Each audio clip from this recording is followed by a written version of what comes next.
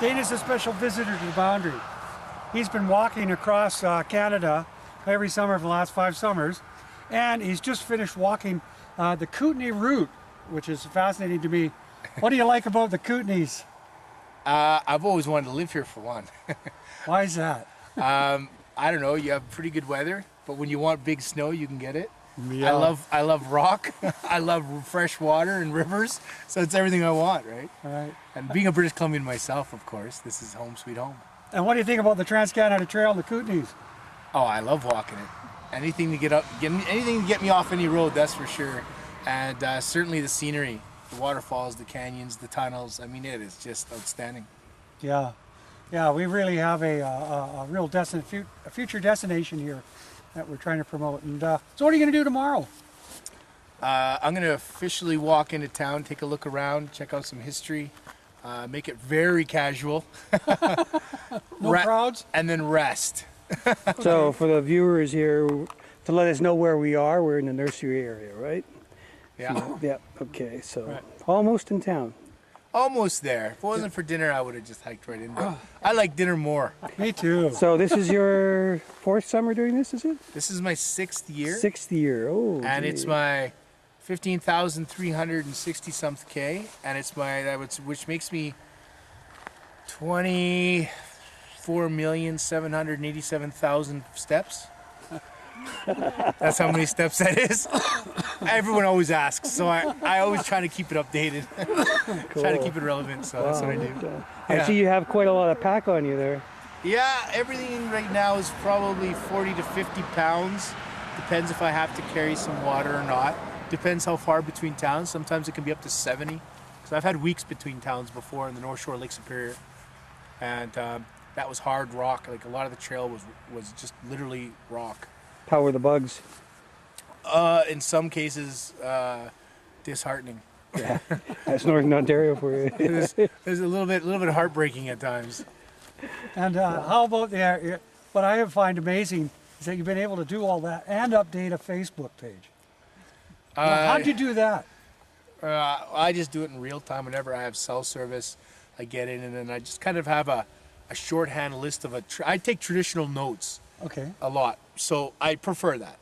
I don't have to worry about them crashing in a Ziploc bag. So then I just do shorthand of things that I find interesting and then write about it. But I try to mix it up. Sometimes it'll be historic, sometimes it'll be a personal story, sometimes it'll be whatever. And that's all part of the journey. Yeah. That's what I enjoy doing very much. And that's what keeps it interesting. I mean, if you take genuine interest in things, you'll find more things interesting. It's amazing how that works. Yeah. So Cool. that's how I see it. So what do you find interesting about the Boundary? About the Boundary. Oh, I just think this is great. Yeah. Oh yeah, this is a wonderful trail. It's easy to walk. It's easy on the feet. Again, it's off a road. I mean, that's the key thing. It's a safe place where I can just enjoy. You don't have to worry about the madness that is right there. Yeah. But I mean, those little rail beds are also beautiful and historic. I mean, there's a lot more to them than just a path. Yeah, true. Yeah. You wrote about the Doukhobors as Yeah. you were coming through the Paulson. Well, the Doukhobors I first learned about in Verrigan, Saskatchewan. Yes. So I went through there, and they have the historic town still set up with the original building still there. So I knew full well about the Doukhobors in southern BC. So I was kind of excited because those are the kinds of things I like to tie in. Right. It just makes sense to people when all of a sudden you've been to both places. And the Trans-Canada Trail is just one of those things that really does a great job of doing that. It connects history, community, and aesthetics, beauty. And it's not meant to get across Canada as fast as you can. It's meant community-wise. And that's what it's really meant for. And then someone like me comes along. 1 in 30 million. 1 in 30 million, I suppose. But anyway, yeah, someone had to know that if they built this thing, someone was going to come along and walk it all. Here. Well, thank you. You're an inspiration to us all. Yeah, thank you very much. We're all going to get out and walk it more. I hope Even so. if we only do it for an hour or two. I could sure use company from Kelowna to Vancouver. So you're going to go up to Kelowna and then down that way? Well, Kelowna, Penticton, Yeah. Princeton, just south of Merritt there, that area. There's the Coquihalla, a section I might have to go around, but BC Trails does have an alternative road around it. It's a little lower in elevation, but we'll see. I mean, I've been warned about snow. I was told I couldn't make it over half those passes. Yeah, well, and I don't listen to people.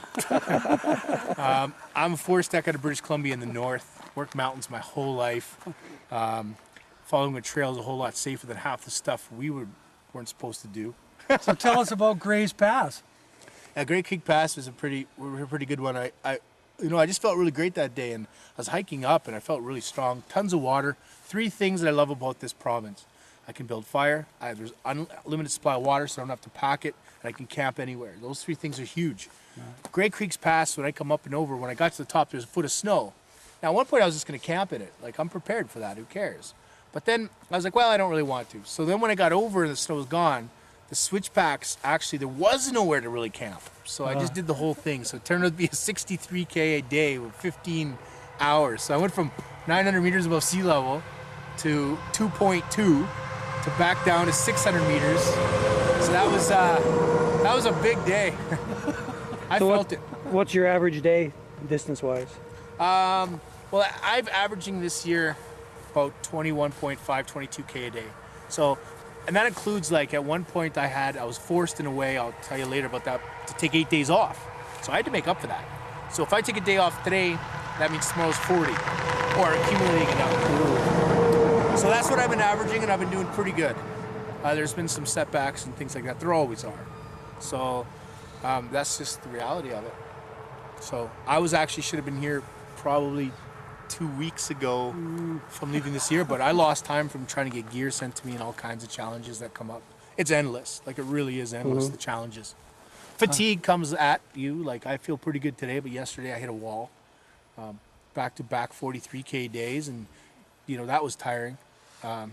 Just things like that. Little things come up. You might get a blister just from uneven ground at some point, and that's going to slow you down. So do you get yourself prepared before you start off on your summer sojourn here? Or? Just my job as a forest tech. It's very physically demanding. I'm always in snow up to my waist anyway. Most times we don't even wear snowshoes till they settle. So I was in this particular last year, I was in thigh-deep snow all year, walking still 10, 15K. And then when I'm at home, this year I had to be in physio for months for recover from an injury. So it was either that or I had to stop the hike altogether. So I just listened to the doctor and got it healed up, and now I feel great. So it all depends. So this year I didn't even train by hiking far.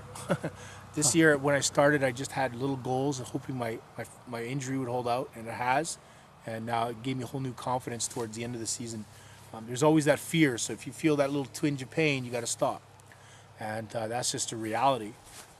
It's one thing to commit 8 months to run across Canada with a support vehicle or what have you. It's a different world altogether to walk nearly half that distance every year by yourself in the wilderness with uneven ground, 50 pounds of pack, never knowing what's ahead. So that's always been the challenge. Yeah. Hey, well, and we're off to dinner here soon. Excellent. We're going to go to the station pub. Yep. Anybody else out there want to come? Meet Dina. Okay, we'll join you there. All right. Thank you for this time.